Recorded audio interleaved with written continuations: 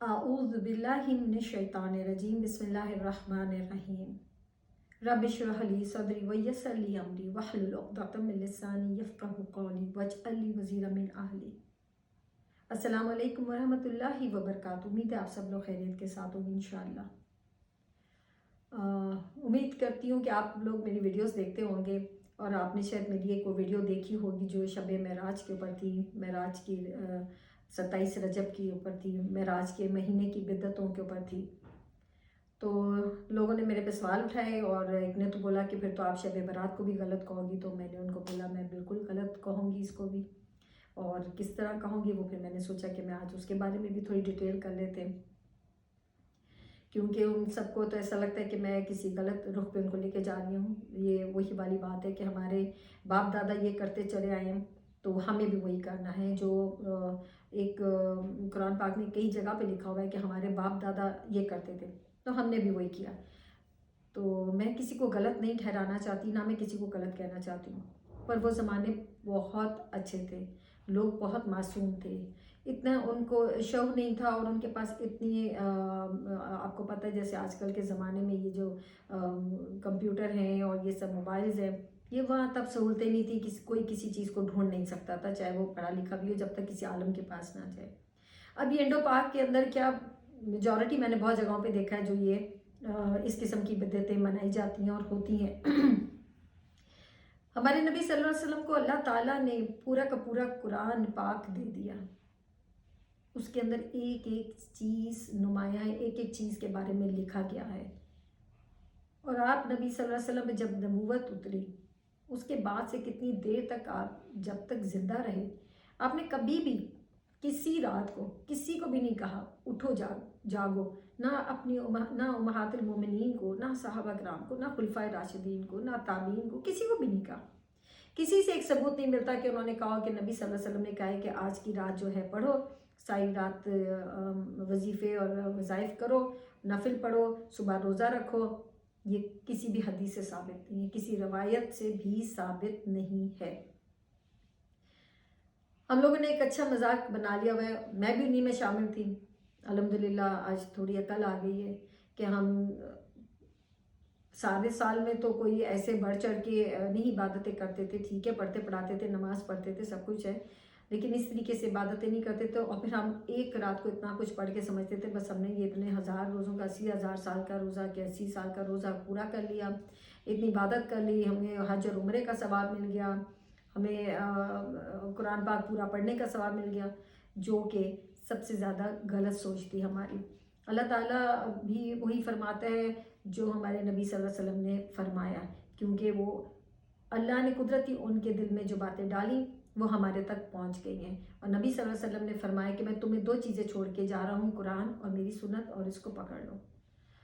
हम ना कुरान को पकड़ रहे हैं, ना हम नबी सल्लल्लाहु अलैहि वसल्लम की सुन्नत को पकड़ रहे हैं। हम उन चीज़ों को पकड़ रहे हैं जो बिदअत है, हम उन चीज़ों को पकड़ रहे हैं जिनमें हमें लगता है कि वो हमारे लिए बहुत बेहतर है, और वो कहते ना कि जल्दी का काम, हमें एक दिन के अंदर सारी नेमतें मिल जाएं, हमें एक दिन के अंदर हमारे गुनाह माफ़ हो जाएं, हम उन चीज़ों को पकड़ के चल रहे हैं, बाकी चीज़ें हमारी समझ से बाहर हैं। तो सहाबा इकराम ने भी नहीं माना, किसी ने भी नहीं माना। तो जब किसी ने माना ही नहीं, जब कहीं जाहिर ही नहीं, तो हम उसको क्यों मान रहे हैं? लोग बड़े मुझे बोल रहे थे कि देखें जी जो एक और फ़िरका है शिया, अल्हम्दुलिल्लाह मैं इन चीज़ों से हट गई हूँ, वो लोग भी शब बारात मनाते हैं। तो मैंने एक को तो खैर बोला कि वो शब बारात नहीं मनाते हैं, वो हज़रत इमाम महदी जो अलैहिस्सलाम है उनके आने की, उनके पैदाइश का दिन वो उसको मनाते हैं, वो शब बारात नहीं मनाते। हो सकता है अब वो उसके साथ मिलके वो भी मनाना शुरू कर दे, लेकिन फ़िलहाल तो वो नहीं मनाते। कुरान पाक में सीधा सीधा साफ लफ्ज़ों में कह दिया गया हुआ है, इन्ना अंज़लनाहु फ़ी लैलतिल क़द्र वमा अदराका मा लैलतुल क़द्र लैलतुल क़द्रि खैरुम मिन अल्फ़ि शहर तनज़्ज़लुल मलाइकतु वर्रूहु फ़ीहा बिइज़्नि रब्बिहिम मिन कुल्लि अम्र सलामुन हिया हत्ता मतलइल फ़जर। बिलाशुबा हमने उसे कदर की रात में उतारा, किसे? कुरान पाक को। और तुझे किस चीज़ ने मालूम करवाया कि कदर की रात क्या है? कदर की रात 1000 महीने से बेहतर है। اس میں فرشتے اور روح اپنے رب کے حکم سے ہر امر کے متعلق اترتے ہیں۔ وہ رات فجر طلوع ہونے تک سراسر سلامتی ہے۔ ایک بہت بڑی جو کہنا چاہیے کہ ثبوت ہے کہ قرآن پاک کب نازل ہوا، کب شروع ہوا نازل ہونا بھی۔ اللہ تبارک تعالیٰ فرماتا ہے کہ اس عظیم الشان قرآن کریم کو بابرکت رات یعنی لیلۃ القدر میں نازل فرمایا ہے، جیسے میں نے ابھی پڑھا۔ اور یہ رات ساری دنیا جانتی ہے، سارے مسلم جانتے ہیں کہ رمضان کے مہینے میں آتی ہے، جو آخری طاق راتیں ہیں۔ اسی طرح ایک دوسری صورت ہے سورہ البقرہ، اس کی ایک آیت 185، شہر رمضان الذی انزل فیہ القرآن ھدی للناس وبینات من الہدی والفرقان۔ رمضان کا مہینہ وہ مہینہ جس میں قرآن اتارا گیا۔ سورہ البقرہ میں اس کی پوری تفسیر ہے، لیکن کچھ لوگوں کا یہاں بھی قول تھا، تفسیر ابن جریر کے اندر ہے جو کہ ضعیف ہے، کہ یہ وہ شعبان کی رات ہے اور اس رات میں تمام کام مقرر کر دیے جاتے ہیں، پیدا ہونے کے، مرنے کے، کھانے پینے کے اور پتہ نہیں کس کس کے، لیکن یہ ضعیف ہے، لہٰذا اس قول کو بالکل بھی نہیں مانا جائے گا۔ اب جو تیسری میں آیت پڑھنے لگی ہوں، تیسری سورہ کی جو پہلی آیتیں ہیں، اس کو پکڑ کے زیادہ تر علماء ہمارے جو ہے وہ اس کو پکڑ کے چل رہے ہیں کہ یہ شب قدر نہیں، یہ شب برات کی رات ہے، شعبان کی 15ویں کی رات، یعنی کہ 14 شعبان کی رات کو ہم نے پڑھنا ہے اور 15ویں کا روزہ رکھنا ہے، اس طرح سے، جو کہ سب سے غلط ہے، کیونکہ پہلی دو میں آپ کو بتا چکی ہوں کہ شب قدر کے اندر جو تھی اور رمضان کے اندر قرآن پاک اترا، دونوں میں ثابت اللہ تعالیٰ خود بتا رہا ہے، اللہ تعالیٰ اپنی کتاب کے اندر خود بتا رہا ہے کہ رمضان کب نازل، یہ قرآن کب نازل ہوا۔ حامیم، یہ سورہ الدخان کی آیت ہے، والکتاب المبین انا انزلناہ فی لیلۃ مبارکۃ انا کنا منذرین۔ ہم اس بیان کرنے والی کتاب کی قسم، قرآن پاک، بے شک ہم نے اسے ایک بہت برکت والی رات میں اتارا، بے شک ہم ڈرانے والے تھے۔ اس میں ہر محکم کام کا فیصلہ کیا جاتا ہے، ہماری طرف سے حکم کی وجہ سے، بے شک ہم ہی بھیجنے والے تھے۔ تیری رحمت، رب کی رحمت باعث یقیناً وہی سب کچھ سننے والا جاننے والا ہے، آسمان اور زمین کے درمیان بھی وہی موت دیتا ہے، وہی سب کچھ کرتا ہے۔ تمہارا بھی رب وہی ہے، تمہارے باپ دادا کے بھی رب وہی ہے، یعنی کہ اور ہمارے آگے آنے والوں کا بھی رب وہی ہے جو اوپر بیٹھا ہوا ہے۔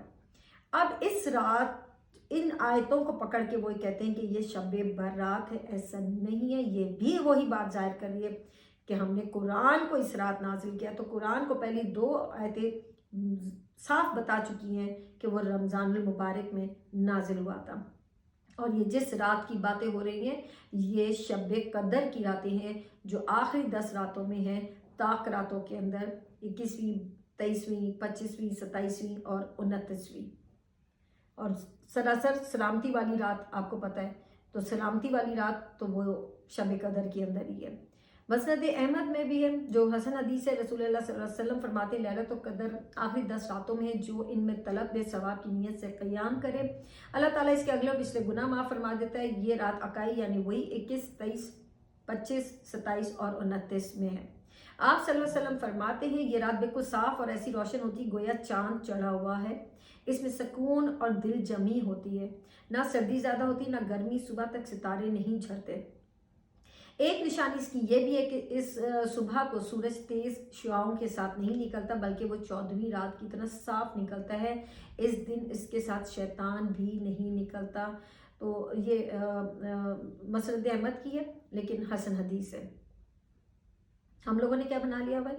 شب معراج جو بھی کل گزری ہے اس کے اوپر، اور یہ شب برات گناہوں سے معافی مانگنے کی رات، مطلب ساری سال آپ گناہ کرتے رہیں، اس کے بعد آپ 100 نفل پڑھیں اور اپنے گناہ بخشوا لیں۔ آپ سارا سال گناہ کرتے رہیں اور اس کے بعد آپ 50 بار ایک وہ ہے نماز، اس کے اندر آپ 50 بار پڑھیں، اور آپ جو ہے آپ کو تب تک موت نہیں آئے گی جب تک آپ جنت اپنی آنکھوں سے اس دنیا میں نہیں دیکھ لیں گے۔ یہ بات ہی سمجھنے سے قاصر ہے کہ جنت اس دنیا میں آنکھوں سے کیسے کوئی دیکھے گا، خواب میں بھی نہیں دیکھتا تو آنکھوں سے کیسے دیکھے گا؟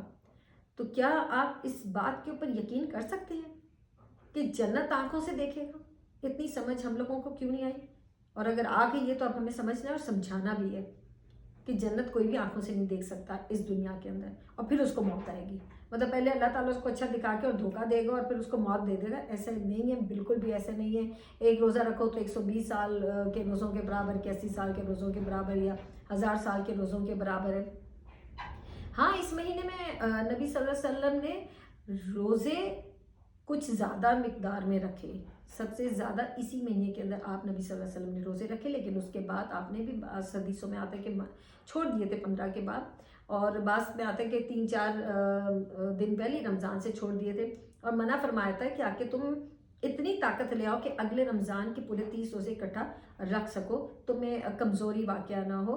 اور یہ جو قبروں پہ جانے کا ہے، تو یہ قبروں پہ خالی اس رات ہی تو نہیں جانا. قبروں پہ تو آپ کو اپنے ماں باپ کی قبر پہ تو جانا چاہیے.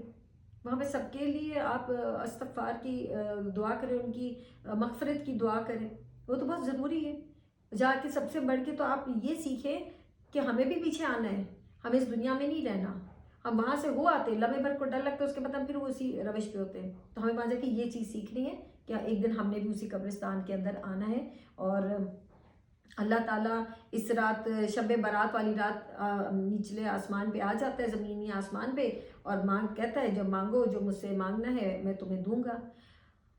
اب آپ مجھے ایک بات بتائیں، وہ تو خود اللہ تعالیٰ نے فرما دیا ہوا ہے، ہمارے نبی صلی اللہ علیہ وسلم نے فرمایا تہجد ہر روز رات کو ہمارا رب العالمین نیچے آ جاتا ہے اور آوازیں دیتا ہے، مانگو مجھ سے مانگنے والا ہے میں دوں گا. مجھ سے معافی مانگو، مجھ سے چیزیں مانگو، مجھ سے جو بھی رحمت مانگو، برکت مانگو. نہیں، وہ نہیں کسی نے اٹھ کے پڑھنی، کیونکہ وہ تو ایک عام سی بات ہے، وہ تو لکھ دی گئی. ہمارے علماء اس پہ زور ہی نہیں دیتے کہ تہجد کو پڑھو. ہمارے علماء تو اسی پہ چل رہے ہیں، عید میلاد النبی پہ چل رہے ہیں، 27ویں پہ چل رہے ہیں، یہ شعبان کی 15 پہ چل رہے ہیں.